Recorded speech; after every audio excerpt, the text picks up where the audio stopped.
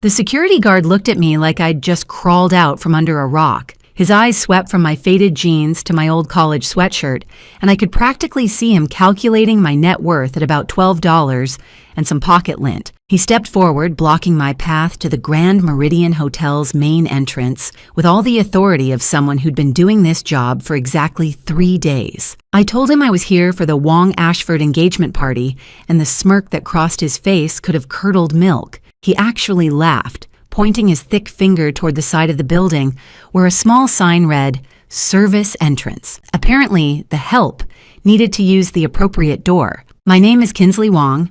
I'm 32 years old, and at that moment, standing in my deliberately casual clothes, I probably looked like I'd gotten lost on my way to deliver takeout. The irony wasn't lost on me, considering what I actually did for a living, but I kept my mouth shut. Sometimes the best revenge is served in courses, like a 5-star meal. Before I continue, please hit that like button and let me know in the comments where you're listening from and what time it is there. Thank you. My sister Madison had called me 2 weeks ago with the enthusiasm of someone inviting you to their own execution. She'd made it crystal clear that I should try to look presentable for once, because her future in-laws, the Ashfords, were very particular people. She'd actually used air quotes over the phone. I could hear them in her voice. She also mentioned, so casually, that maybe I shouldn't mention my little online business thing because the Ashfords were old money and wouldn't understand internet jobs. The security guard was still staring at me, his radio crackling with importance. I could have shown him my ID, could have made one phone call that would have changed everything. But where was the fun in that? Instead, I smiled sweetly and headed toward the service entrance, my beat-up sneakers squeaking against the pavement. Just as I reached the side door, a familiar voice shrieked across the parking lot. Madison herself, resplendent in what looked like a dress that cost more than most people's monthly rent, came clicking across the asphalt in heels that definitely weren't made for walking. Her face was a masterpiece of confusion and barely concealed horror. She looked right at me, then through me, then at the security guard, who was explaining that he'd redirected the delivery person to the proper entrance. Madison actually giggled, that same nervous laugh she'd had since high school when she was embarrassed by association. She waved her manicured hand dismissively and said something about how these people always get confused about where they belong. These people, her own sister. I bit my tongue so hard I tasted copper and walked through that service entrance with my head held high. The kitchen was chaos, pure, beautiful chaos that smelled like garlic and expensive beef. Wellington, a sous chef, immediately mistook me for the replacement server they'd been expecting and shoved an apron into my hands before I could protest. The head chef, a mountain of a man named Philippe, who seemed to communicate entirely in French curse words and disappointed sighs, took one look at me and declared I was on shrimp duty. Within minutes, I was elbow deep in crustaceans, peeling and deveining like my life depended on it. The other kitchen staff barely noticed the new addition to their ranks. They were too busy gossiping about the disaster unfolding upstairs. Apparently, Madison had already sent 3 champagne deliveries back for not being champagne-colored enough, whatever that meant. The servers were taking bets on how many times she'd change her mind about the napkin arrangement. The current count was 6, and the party hadn't even officially started. I learned more about my sister in that kitchen than I had in the past 5 years of sporadic family dinners. She'd been terrorizing the staff for weeks with her demands, changing the menu 17 times and insisting that the flowers be flown in from Ecuador because local roses looked too pedestrian. One server mentioned she'd actually made the pastry chef cry over the engagement cake design. But the real tea, as the younger servers called it, was about the Ashfords. Old money, they said. So old it had practically turned to dust, Mrs. Ashford had arrived earlier to inspect the venue and spent 40 minutes explaining how their family had been hosting parties since before the hotel was even built. She'd name-dropped so many dead relatives, I thought we might need to set up a memorial table. The kitchen door burst open like someone had kicked it, and there stood Madison in all her bridezilla glory. Her face was the particular shade of red that meant someone, somewhere, had done something unforgivable, like breathing incorrectly. She stormed through the kitchen, her heels clicking like angry typewriter keys, demanding to know why the champagne wasn't properly chilled to exactly 37.5 degrees. Felipe tried to explain that the champagne was at the perfect serving temperature, but Madison wasn't interested in facts. She wanted what she wanted, and what she wanted was perfection that would impress the Ashfords. She swept past the prep station where I was wrist-deep in shrimp, close enough that I could smell her perfume, the same one she'd borrowed from my apartment 3 years ago and never returned. She didn't even glance my way. To her, I was just another invisible pair of hands making her perfect day possible. After she hurricaned her way back out, one of the servers muttered that the Ashfords were already upstairs telling anyone who'd listen that their son could have done better. The kid washing dishes laughed and said he'd overheard Mrs. Ashford in the bathroom on the phone, discussing how to convince her son to call off the engagement before it was too late. I kept peeling shrimp, but my mind was racing.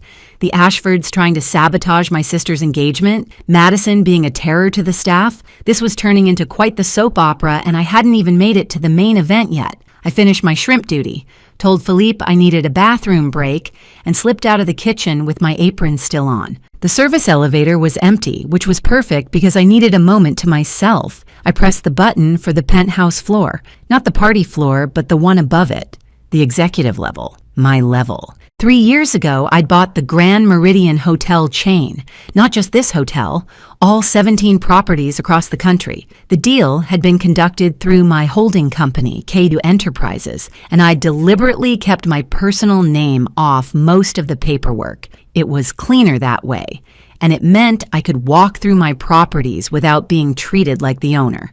You learn a lot about your business when people don't know you're the boss. The elevator opened to my private office suite, and I used my thumbprint to unlock the door. The space was everything the party downstairs wasn't. Quiet, minimalist, with floor-to-ceiling windows overlooking the city. My assistant had left the weekly reports on my desk, but I wasn't interested in numbers right now. I was interested in the security monitors that showed every public area of the hotel. I flipped through the cameras until I found the ballroom. There they were, the Ashfords, in all their glory.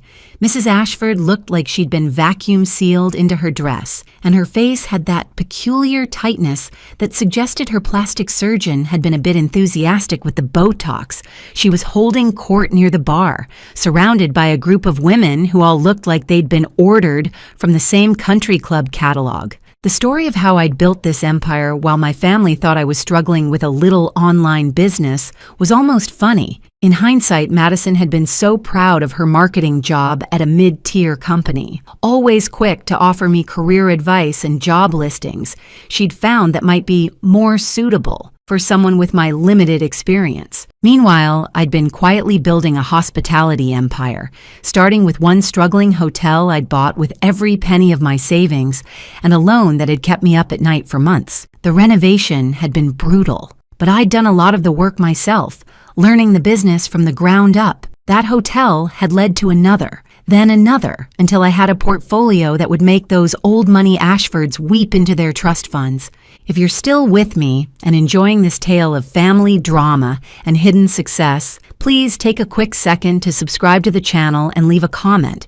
Your support helps more than you know, and trust me, the best part is yet to come. I zoomed in on one of the security cameras just in time to catch something interesting. Mrs. Ashford was having an intense conversation with someone from the catering staff, not Philippe, or anyone I recognized from the kitchen. She was pressing something into his hand that looked suspiciously like cash. The man nodded and scurried away toward the kitchen. Curious, I pulled up the footage from 5 minutes earlier and watched their entire interaction. The audio was muffled, but the body language was clear. Mrs. Ashford was giving instructions, pointing at various areas of the ballroom, and the man was nodding along like an eager puppy. This wasn't about champagne temperature or napkin arrangements. I made a quick call to my head of security, asking him to keep an eye on the situation but not to intervene yet. Then I changed back into my server's apron. If Mrs. Ashford wanted to play games at my hotel, in my house, well, she was about to learn that the house always wins. The The security footage kept rolling as I watched Madison frantically trying to impress her future mother-in-law, adjusting her dress every time Mrs. Ashford looked her way, laughing too loudly at every terrible joke Mr. Ashford made about his golf game. It was painful to watch, like seeing someone trying to squeeze into shoes that were 3 sizes too small. Back in my server's uniform, I grabbed a tray of champagne glasses from the kitchen and headed into the ballroom. The transformation from the service areas to the party space was like stepping through a portal from Kansas to Oz. If Oz had been decorated by someone with too much money and not enough taste, Madison had gone for what I could only describe as Kardashian meets Downton Abbey. Crystal chandeliers competed with LED uplighting, and there were enough flowers to stock a botanical garden. The Ashfords stood near the center of it all, looking like they'd rather be anywhere else. Their son, Brett, because of course his name was Brett, stood beside them with the expression of a man being slowly strangled by his own bow tie. I circulated with my tray, invisible in that peculiar way service staff become at fancy parties. Rich people have this amazing ability to take things from your tray while looking right through you, as if the champagne just materialized in their hands through sheer force of will. Mrs. Ashford was holding forth about their family estate in Connecticut, explaining to anyone within earshot how they'd had to let go of some of the staff, because good help is just impossible to find these days. The irony of her saying this while taking a glass from my tray without even glancing at me was not lost. Her husband nodded along, though his eyes kept drifting to the nearest exit. Then I heard something that made me stop in my tracks. Mrs. Ashford was telling Madison about how they'd need to discuss the financial arrangements for the wedding, specifically how Madison's family would be contributing to their son's investment portfolio. She made it sound casual, but I'd negotiated enough business deals to recognize a shakedown when I heard one. Madison was nodding eagerly,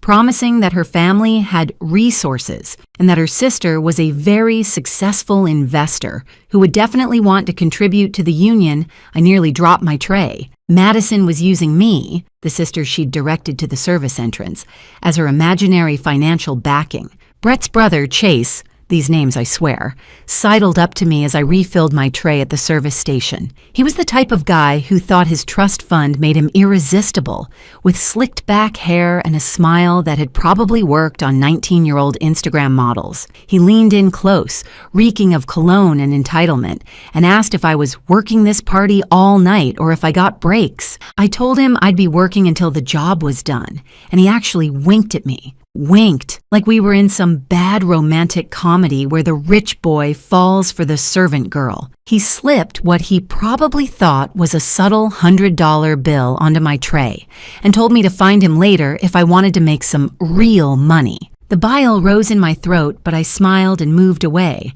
adding his proposition to my mental list of things that would make this evening even more interesting. As I circulated, I heard more and more pieces of the puzzle. The Ashfords were name-dropping connections they claimed to have, investment opportunities they were pursuing, properties they owned, but something felt off about it all, like they were trying too hard to establish their credentials. During a quiet moment, I slipped into the business center off the main ballroom and pulled out my phone. A few quick searches and some calls to my network revealed what I'd suspected. The Ashfords were broke. Not just a little cash poor, but drowning in debt. Selling the family silver broke. Their estate had 3 mortgages on it. Their investment portfolio had been liquidated 2 years ago, and they had liens against them from multiple creditors. Suddenly, everything made sense. They weren't trying to stop the wedding because Madison wasn't good enough for them. They were desperate for it to happen because they thought Madison's family had money. The financial arrangements Mrs. Ashford mentioned weren't contributions. They were hoping for a bailout. The cosmic joke of it all almost made me laugh out loud. Here were the Ashfords, looking down their surgically enhanced noses at everyone, while secretly hoping my sister's imaginary wealthy family would save them from bankruptcy. And here was Madison, pretending to be something she wasn't, to impress people who were pretending even harder. I went back to serving champagne, but now I was really paying attention. Mrs. Ashford was getting bolder, mentioning to her circle of friends how Madison's family would be investing in some of Brett's ventures. Madison stood nearby, smiling and nodding, completely unaware that she was being set up as the golden goose in a con game. The party was in full swing now, the noise level rising with each round of drinks. The man Mrs. Ashford had bribed earlier was doing something suspicious near the sound system, and I watched him palm what looked like a USB drive. Whatever sabotage she'd planned was about to go down, and I needed to decide whether to let it play out or intervene. That's when I spotted my general manager, David, standing at the ballroom entrance with a concerned expression and a folder in his hand. He was scanning the crowd, looking for someone, and I had a pretty good idea what was in that folder. The Ashfords' check for the party had just bounced, and David was here to handle it discreetly. The evening was about to get very interesting. I slipped back into the business center and made a series of phone calls that would have made Madison's head spin if she knew about them. First, my CFO, who confirmed what I'd suspected about the Ashfords' financial situation. They were about 6 weeks away from losing their Connecticut estate to foreclosure. Second, my legal team, who started preparing documents that might come in handy later. Third, and most importantly, David, my general manager, who was still hovering at the ballroom entrance, like a worried father at a teenage party. I told David to give me 20 minutes before approaching anyone about the bounced check. He agreed, though I could hear the confusion in his voice. He knew something was up, but trusted me enough not to ask questions. That's why he was worth every penny of his 6-figure salary, which, incidentally, was probably more than the Ashfords had in all their accounts combined. Back in the ballroom, Madison had commandeered the microphone and was thanking everyone for coming to celebrate their love. She actually used the phrase, joining of two great families, and I watched Mrs. Ashford's face contort into what might have been a smile, if her face could still move that way. The Botox made it look more like she was trying to solve a complicated math problem. Madison went on about how grateful she was to have found Brett, how their families were so perfectly matched, and then, this was the kicker, she announced that her extremely successful investor sister was secretly there tonight, observing everything, and would be making a significant announcement about the wedding later. I nearly choked on my own spit. Madison was using me as a prop in her fantasy, not knowing I was standing 10 feet away holding a tray of crab cakes that no one was eating because Mrs. Ashford had loudly declared them pedestrian. The USB drive guy from earlier was definitely up to something. He'd plugged something into the sound system, and I recognized the setup. In about 5 minutes, whatever audio file Mrs. Ashford had given him would start playing based on the smirk on her face. It wasn't going to be wedding bells. I texted my head of security to download everything from the USB before it could play, then back up all our security footage from the last 2 hours. If Mrs. Ashford wanted to play dirty, she was about to learn that she'd picked the wrong hotel to do it in. Chase Ashford cornered me again near the service station, this time with his hand actually on my lower back, telling me about his cryptocurrency ventures and how he could change my life if I was nice to him. The fact that crypto had crashed 3 months ago and his ventures were probably worth less than the lint in my pocket made his proposition even more pathetic. I told him I needed to refill my tray and escaped before I did something that would definitely blow my cover, like explain to him exactly how many times over I could buy and sell his entire family. Philippe emerged from the kitchen looking like he'd just survived a war. Madison had apparently sent him a series of contradictory messages about the dinner service, first moving it up by 30 minutes, then back by 45, then to the original time but with a completely different menu. The kitchen staff was ready to mutiny, and I didn't blame them. I made an executive decision and told Philippe to serve dinner at the original time with the original menu. He looked at me skeptically. After all, I was just the shrimp girl who'd wandered in from the street. But something in my tone must have convinced him because he nodded and retreated to his kitchen kingdom. The security footage I'd requested was now on my phone, and it was even better than I'd hoped. Not only had Mrs. Ashford bribed someone to sabotage the party, but she'd also been caught on camera going through Madison's purse when my sister had left it at her table. She'd photographed something inside, probably Madison's ID or credit cards. the kind of information you'd need for a background check or credit report. David finally entered the ballroom, folder in hand, and began making his way through the crowd. The band was playing some generic jazz that all sounded the same. The musical equivalent of elevator wallpaper. I watched him approach the head table where both families were seated, the Ashfords looking regal in their borrowed finery, and Madison's parents looking like they'd rather be at home watching Jeopardy! David leaned in to speak quietly, probably asking for Ms. Wong to discuss an urgent matter. I saw Madison's face light up. She assumed he meant her, of course. She stood up, smoothing her dress, ready to handle whatever minor catastrophe had arisen. But David walked right past her. He kept walking, scanning the room, and I knew the moment had come. I set down my serving tray and started walking toward him. Madison was saying something about how he must be confused, that she was Ms. Wong, but David wasn't listening anymore. He'd spotted me. The look on Madison's face when David approached me in my stained server's apron with my hair pulled back in a messy bun, was worth more than all the hotels in my portfolio. Her mouth opened and closed like a fish that had just discovered air wasn't water. David handed me the folder with a professional nod and said loud enough for the nearby tables to hear, "Ms. Wong, we have a situation with the Ashford party payment.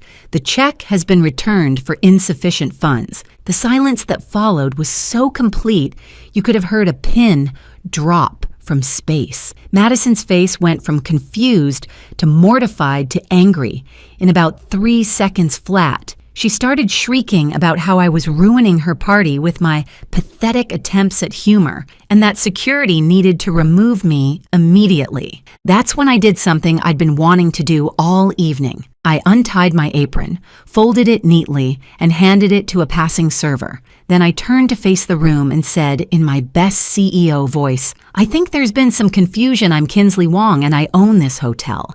In fact, I own all 17 Grand Meridian hotels." The gasps were audible. Mrs. Ashford's face tried to express shock, but the Botox held firm.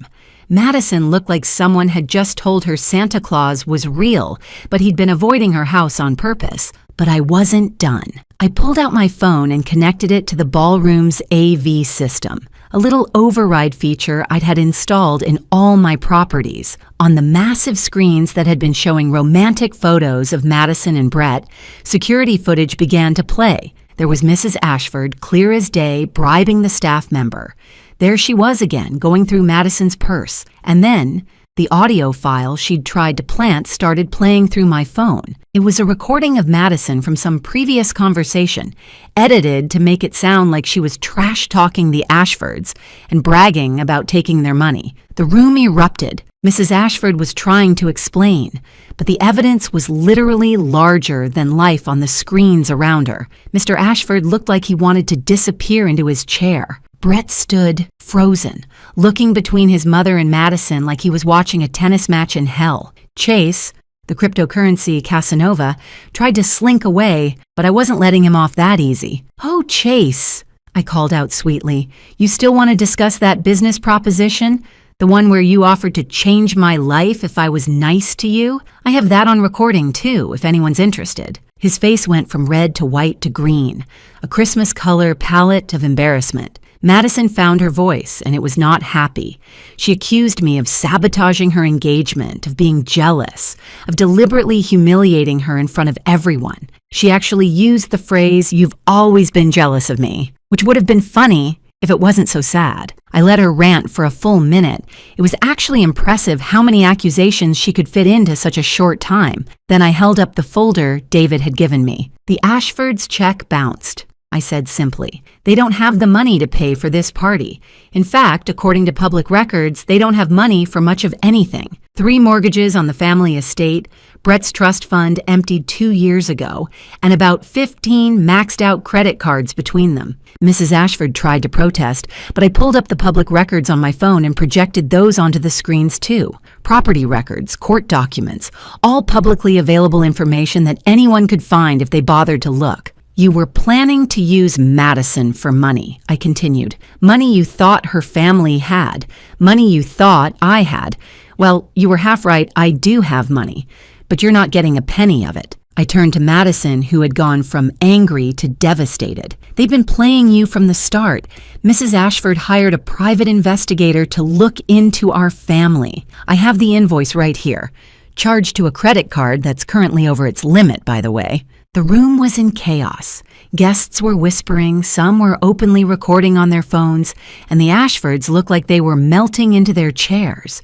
But the best part was yet to come. "Now," I announced, "let's discuss the bill for tonight's party. It's $47,000, not including gratuity. Since the Ashfords can't pay, and since this is technically their son's engagement party, I have two options. 1, I call the police and report theft of services. Or 2, the Ashfords can leave now, quietly, and I'll absorb the cost as a wedding gift to my sister, assuming there's still going to be a wedding." Brett finally spoke up and surprised everyone. He turned to Madison with tears in his eyes and said he had no idea about his parents' schemes. He admitted he knew they were broke, but thought they were handling it with dignity, not by trying to con his fiancé's family. Madison was crying now, her carefully applied makeup running in designer streams down her face. She looked at me, really looked at me for the first time all evening, and whispered, "You own this place, all of them." But I thought, "Your online thing." "My online thing was the platform I built to manage hotel bookings," I explained. "It became so successful that I used the profits to buy my first hotel, then another, then the entire chain I tried to tell you multiple times, but you always changed the subject when I talked about work." The Ashfords were trying to leave quietly, but I had one more card to play. "Mrs. Ashford, the gentleman you bribed to sabotage the party, he's actually one of my security team. We have your entire conversation on tape, including the part where you discussed ruining the party to make Madison look bad so Brett would call off the engagement. Would you like me to play that for everyone?" She shook her head violently, grabbed her husband's arm, and practically ran for the exit. Chase tried to follow, but not before muttering something about how this was all a misunderstanding. The security guard from the beginning of the evening, remember him, was standing by the door, and the look of horror on his face when he realized who I was almost made me feel bad. Almost. The ballroom cleared out pretty quickly after that. Nothing kills a party like finding out the hosts are broke, and the bride's sister owns the venue. Madison and Brett sat at their table, surrounded by expensive centerpieces and broken dreams. My parents, who'd been silent through the entire ordeal, were staring at me like I'd just announced I was from Mars. Madison finally stood up and walked over to me. Her shoulders were shaking and I expected another tirade. Instead, she threw her arms around me and sobbed into my shoulder, completely ruining my old college sweatshirt with her makeup. "I'm so sorry," she kept saying. "I'm so sorry. I didn't recognize you. I didn't want to see you. I was so obsessed with being something I'm not that I couldn't see who you really were." I hugged her back because despite everything, she was still my sister. "You want to know the really sad part?" I said. "If you just asked, I would have helped. No questions asked.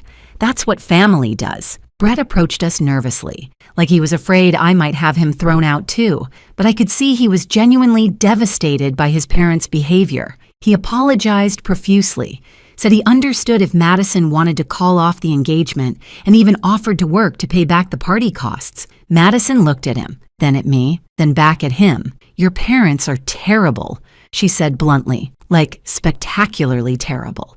"But you stood up to them, and you're nothing like them. So if you still want to marry me, knowing that I'm not rich, that I've been pretending to be someone I'm not, and that I've been horrible to my amazing sister, then yes." It wasn't the most romantic proposal acceptance I'd ever seen, but it was honest, which was more than anyone had been all evening. I offered Madison a job the next day, not out of pity, but because anyone who could organize an event with that many moving pieces, even if it was a disaster, had skills she needed to learn humility and how to treat people with respect. And what better place than starting from the bottom in the hotel industry? "You're going to work in every department," I told her. "Kitchen, housekeeping, front desk, everything.